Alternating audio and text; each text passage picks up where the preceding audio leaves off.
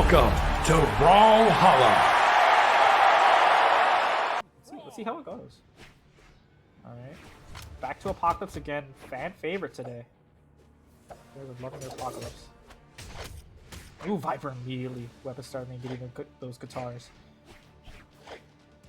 Yeah, I mean, we've been seeing a lot of Apocalypse just in general recently with the map pool changes. I think a lot of players have been leaning towards Apocalypse and Fortress of Lions for the fact that it has that diversity of a smaller wall to allow for better offstage play, and the platform to allow for more elevated play, but it's sort of a jack of all trades really at a stage.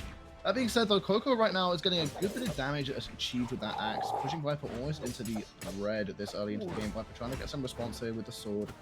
Isn't quite managing to keep up the damage, and Koko could be looking to find a knockout here sometime soon. Gauntlets do have a bit of difficulty knocking out off the ground, besides D-Light recovery, which can be a slightly difficult combo to input, so Koko is definitely going to be looking for grounded recovery if possible. But speaking of recovery, Vipr will find it into the side air, the weapon throw. Not going to connect the Koko, doesn't have the options, will fall down. Vipr take the first stock in this set, 1 minute into game 1. Good job juggling Koko at the end there, not letting him land properly. Just cleaning up the stock there. Ooh, already got a sweat and he just spawned in. Already has him in the yellow. Okay, these D-Lights. Vipr's very damaged though. 2 more of those might be able to take the stock. Ooh, Neutral Light will take it though. He's already in the orange. Will secure it, yeah. Yeah. And that is actually a good bit of efficiency by Vipr, considering how little time he had to hold that stock lead. He's done a good bit of damage there. Around 100 damage total at this point, and Koko now has to play that catch-up game. Axe certainly no like sleeper in terms of how much damage it can output per hit, but it trades that off with, you know, being a lot harder to get in neutral with Axe, and Vipr sort of showing that off as he finds these much more fast neutral opening options with that D-Light, with that Nair, and holding onto this lead over Koko. Koko disarmed off the side again. Vipr will find the second side air, and that will secure a much bigger lead for Vipr going into this final stock of Koko. And we're looking at a very well-paced game here. 1 minute per each stock of Koko, and Vipr has really got a lot of room to be comfortable with. Yes, he does. Ooh, nice. Just not letting him get close to the weapon with the guitars here. Very good at. Oh, covering the spot dodge with the held ground pound. That's interesting. Yeah, that was very good. Just waiting out Vipr to see how he react, and basically getting the correct reaction. Ooh, nice there. Keeping that distance from Vipr here, very important here with those guitars, because the second Vipr gets close, it's just a lot of damage going to Koko's side. Yeah, for sure. Koko's been holding the damage pretty equally so far in this final stock, but in his position, you don't want that. You want to find an answer damage, because when you're a whole stock behind, you can't afford to be making these trades. You have to be finding damage that doesn't come with an answer back from your opponent. He's not too far behind, but it's enough damage that he does have to be very careful about how he plays his final stock. 100%. Ooh, yeah, that recovery already putting him in the orange here. This is very bad. Vipr has not been struggling to kill here, so. Ooh, see the red.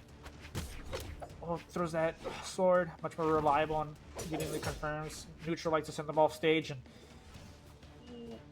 very scared to get past this little corner of the wall. He's got the completion first going. Ooh, okay. Not able to out of Koko there. Yeah, not able to get off that down air. Very careful here. Oh, you can't afford to whiff that sideline, and that will be the punish. Vipr securing the recovery and taking that first game as a result. But that was definitely, they kept each other in pace for the entirety of the game. It was just a case of Koko not being able to make up the deficits that Vipr put over him. And I think that it's his first game. There's going to be a lot of adaptation to happen. There's a lot of reading to do. But there weren't any really big serious plays. It's just a lot of neutral scrapping coming out of both players. So I'm interested to see if Koko is going to be able to find more work with those gauntlets, especially because he only really started to work on them properly in that final stock. 100%. Yeah, those gauntlets. Here, but he's really spawning with the axe here. Oh, he's trying to outrange him with these garrison sidelights, but Vipr's not struggling to get in here. Yeah, it's clear Vipr knows how he wants to play into Axe here, because he knows, like you said, that Koko is going to be trying to get that range difference, and Vipr, I think, as a response, is trying to rush him down and just get into that dead zone that Axe can't cover as easily without an end light. Yeah. And it's definitely paying off, because I mean, we're seeing once again Vipr taking an early damage lead over Koko. It's nothing insane, but it's definitely enough to put pressure onto Koko. Yeah, it's just a slight color lead. Oh, landing that down signature. Very underused sig for Surrey. Viper's in the orange sheet. All he has to do now is carry this lead, but there we go. Yeah, I mean, we saw last game that he's capable of just holding onto this and riding out a lead to the end of the game, and Koko does not want to let that happen. Right now, onto the gauntlets. Struggling a little bit to find these openings. Woo! Finds a dodge read, however, will secure the knockout. Over onto the axe for the damage build, perhaps. Maybe looking for a pair of gauntlets again, but won't be able to find it as Viper gets back in and picks up the sword. But the damage is pretty much equal going into these second stocks. Pretty much. Oh, it might start going in Koko's favor for once in this set. And yes, it is. Look at that. Look at that. Look at those air stack up. That side air sending him off stage. Okay, he's already nearly in the red here. Oh, nice neutral air. Oh, he's looking a lot faster with this axe here. Oh, that's a bit overconfident, Koko. I'm gonna be honest. Diving off like that, throwing out your weapon, that's a little bit scary, but very nice dribbles coming out from the axe. We'll find the side air as well. Weapon throw will connect, and Koko completely turning the tables with the gauntlets to finish off that stock. And the axe there was very, very, very comfortable in that stock. He was finding the reads on the movement that Viper was going to be going for, and really, really getting good punishes out of it, dribbling him around the stage. And Viper now in Koko's previous position from the last game, trying to play catch up, and so far so good with the sword. We'll find a D-Sig and a side sig exploding out and actually securing the equalization in no time flat. And Koko is going to be a little bit upset by that. Yeah, like that lead is essentially gone here. Oh, but we do see him go in the orange with just one neutral air. Love the damage output on axe here. Ooh! Oh, holds that recovery. Did not work for the second time. Oh, big damage, big damage. Another one. Oh, really landing these sidelight airs, but one gauntless recovery could be enough here. Ooh. A side air slap, and Viper trying to make up this damage. Koko can't quite find the read, looking for all of these sidelights. No recovery in sight though. And the damage is equal, hasn't been able to secure the knockout in time.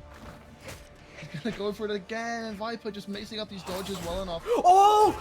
Nice catch! No! He noticed Koko constantly resetting to the ground, and Viper just, giving up that stage and realizing that he was like, you know what? I can just throw out a down stick right where he's gonna land, and takes the stock. And now 2-0 in Viper's favor. Koko he's in big trouble. He's in big trouble. Yeah, Koko was floating around. I think he was at that point looking to find that grounded recovery. You can see it there, and Viper, like you said, knew exactly what he was going for, and the perfect punish coming out, the DC to cover that grounded space. And Viper stealing it back once again, and Koko now in serious trouble here.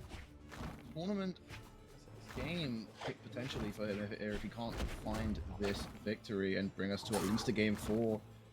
Viper always plays, in fact, opening up on their more string-based weapons, which is arguably optimal if you're looking to build this early damage and get this early momentum, but Koko has been finding more success with the axe so far, so I honestly don't know what's... Yeah, immediately swapping over to the axe, there we see it. He's definitely much more comfortable on this weapon for some reason. I mean, a lot of people will argue that Gauntlets currently are in a better spot in wands than axe, but, I mean, to reach their own, but perhaps doesn't necessarily matter because Viper is going to rack up some damage there with the guitars. Ooh, nice recovery.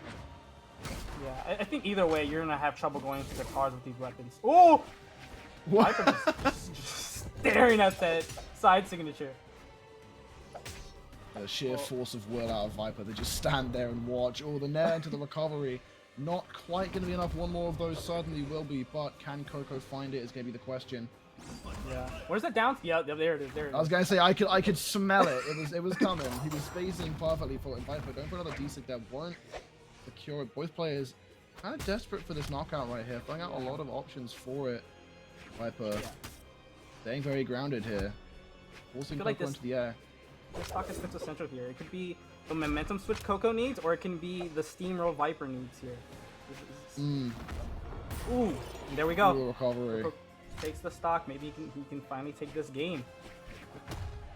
He just can't afford to get comfortable. We've seen from that last game that if he gets too comfortable and starts to struggle to secure these knockouts or this lead, Viper will steal it back from him. Viper is obviously very comfortable to play the long game, and Koko doesn't really seem to be in that same position. Viper finds the down air, and Koko immediately losing that small lead he had. So rough for Koko. And when things like happen like this, these early stocks tend not to matter as much, and it's gonna go down to that last stock scenario, just like the first two games. And I don't think we really want that for Koko. Yeah, Viper definitely seems to have a last stock buff, and I don't know if Koko is necessarily like ready for that. Because you've seen, I mean, last game he had that lead, about 100 damage over Viper going into that final stock, and it just fell apart for him. So he has to, I think, secure a good enough lead going into this final stock here to be comfortable enough. And right now, damage is in Viper's favor as he throws away the guitars. I was liking those weapon throws on gauntlets to try to outrange and stop those Katars from picking up too much momentum here, forcing Viper to switch to the sword. Oh, able to survive. Yeah, Viper putting a lot of respect onto that recovery right there. Yeah. Keeping distance. Oh, the side sig. That's the tech. That's tech. That's tech right there. And Viper, completely Viper prepared for it. Just throwing out these side airs. Yeah. Ooh, nice dodge. Able to touch. Ooh. Gets past that weapon throw. Guards with the weapon throw of his own. Just be very careful not to. Ooh. Now this is the danger zone for Koko, being on this final stock before Viper is on his possibly tournament game here. The weapon throws to keep out of that axe range here. Oh no, the sharking is gonna come in. You know what? I don't blame him. No, I don't either, to be honest. In this situation, you're gonna try and play it safe. You want as little as damage possible before you take this stock. You said earlier, Viper has that. That's a good equalization. That is what you like to see if you're Koko. Just going deep in there for that double side out will secure it. But axe now in hand into the Katars of Viper. We've seen that this matchup has been very nice punish. Back and forth. Oh, triple nair coming out of Koko though. I'm able to connect that down light. Ooh, ooh. Gets out of the way of that down air. Able to control stage here. Ah, but Viper gets the touch anyways. Koko already in the orange. Just be very careful here. Nice. Good damage. Uh-oh. Oh, D-Light Nair. In the red. Koko now entering the red before Viper side air comes through. Very close to being disarmed here. Okay, okay. Weapon throw to break the neutral, but the side air is going to come through. Koko really running out of time here. Nice down air to keep him off. Uh-oh. Can Koko take this? Oh, he loses the axe! Okay. He's up the gauntlets. Just be very careful. A lot of things will kill at this point. If he jumps too high, I see another side air just knocking him off stage. Ooh, nice neutral light. Oh, he's trying to control stage here, but... sword. Oh! Nice recovery! That will secure it. Koko taking back the game at the last possible minute. And what a close one that was. I mean, that was as back and forth as our previous games, as you can see there. I mean, it was Koko's at the start, Viper took it back, and then Koko right down to the wire. That recovery to secure that game. And yeah, incredibly close damage coming out of both players. Just 9 more damage dealt by Koko there in that game. Which, I mean, you can see that in how close that game became, right down to the wire in both last stock red, and going back to Apocalypse for this game number 4. Koko at least securing that he's not going to get the 3-0 sweep from Viper, but is he going to find that game 5? We're gonna find out, and they're both able to get their weapons immediately, but Koko's not able to lay hands on anybody. And, ooh, good movement, avoiding a lot of things from Viper right now. Nice downlight to cover that edge of the stage without putting himself in any danger. Ooh, but looks like he wanted to switch the axe. It did not work out. Okay, there we go. Koko still showing that comfort with the axe. The N-Sig is very daring, but that would have been huge. And now Viper showing a bit more aggression in this game in comparison to previous, and Koko not ready for it. Caught by 2 D-like combos in a row, and Nair as well. Viper kind of running away with this first stock here. Yes. Ooh, not anymore. He's already in the red here. Possibly at weapon loss range. Ooh, he's not careful, but he lands that down signature, knowing that Koko wanted to stay stacked there, possibly land the net light or something, but nice. Yeah, that D-Sig can cover so much space on a corner if you think about it when you position it correctly. It's just that big, large, circular hitbox that can just cover so much area, and Koko fell hook, line, and sinker into it. The end light not going to quite be enough. Throws away the axe to try and secure the knockout.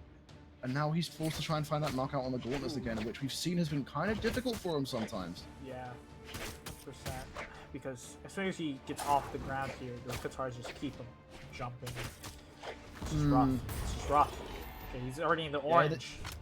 The time it took for Koko to find that one grounded recovery, he's taken that much damage, and that is going to be dangerous for him. Vipr really forcing him to play a difficult game to recover back to the ground, and the Ensig just flawlessly taking that stock away from Koko, and now Koko a full stock down in this game number 4. Vipr coming back swinging after losing that last game narrowly, and Koko looking to try and find something magical with these gauntlets here. Neutral air starts up top here. Get neutral engagement. Get back to stage. Oh.